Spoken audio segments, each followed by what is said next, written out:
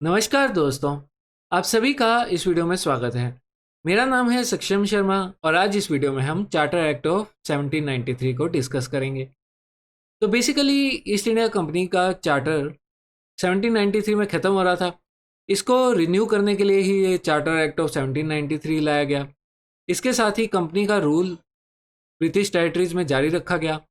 उसके साथ ही कंपनी की जो ट्रेड मोनोपोली थी इंडिया के अंदर, उसको 20 साल के लिए एक्सटेंड कर दिया गया।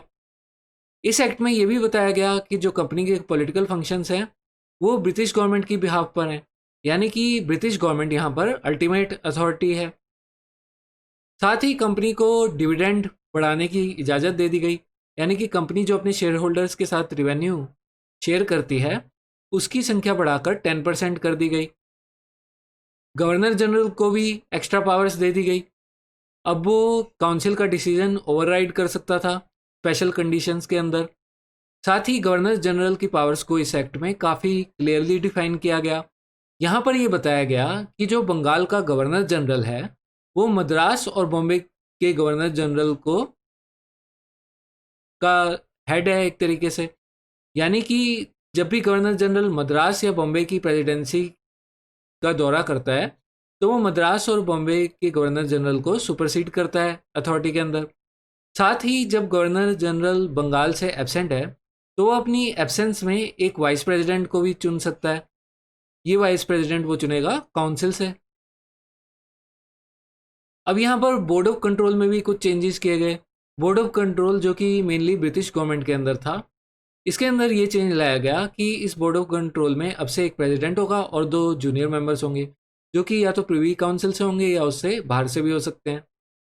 साथ ही जो सैलरीज थी बोर्ड ऑफ कंट्रोल के स्टाफ की और जो मेंबर्स की, वो अब से ईस्ट इंडिया कंपनी से चार्ज होगी। इससे पहले ये सैलरी ब्रिटिश गवर्नमेंट दे रही थी, लेकिन अब से ये सैलरी प्रोवाइड करेगी ईस्ट इंडिया कंपनी। साथ ही कंपनी अपने सारे एक्सपेंसेस के अलावा ब्रिटिश गवर्नमेंट को सालाना 5 लाख पाउंड देगी और सर्टेन कंडीशंस के अंदर, यानी कि डिफेंस के लिए ब्रिटिश गवर्नमेंट पूरा का पूरा ईस्ट इंडिया कंपनी का रेवेन्यू भी अपने साथ ले जा सकती है। उसके अलावा इस एक्ट में ये चेंज लाया गया कि जो सीनियर कंपनी ऑफिशियल्स थे उनको इंडिया छोड़ के जाने की परमिशन नहीं थी। बिना परमिशन के वो इंडिया को नहीं छोड़ सकते थे। अगर उन्होंने ऐसा किया तो उसे रेजिग्नेशन काउंट किया जाएगा। साथ ही कंपनी को अथॉरिटी ग्रांट कर दी गई कि वो इंडिविजुअल्स और कंपनी एम्प्लॉयज़ को लाइसेंस दे सकते थे ताकि वो अपनी ट्रेड कर सकें। हमने देखा था कि रेगुलेटिंग एक्ट ऑफ 1773 में कंपनी की प्राइवेट ट्रेड को बैन कर दिया गया था, लेकिन इस एक्ट के तहत उन्हें लाइसेंस के थ्रू ये ट्रेड करने की इजाज़त थी।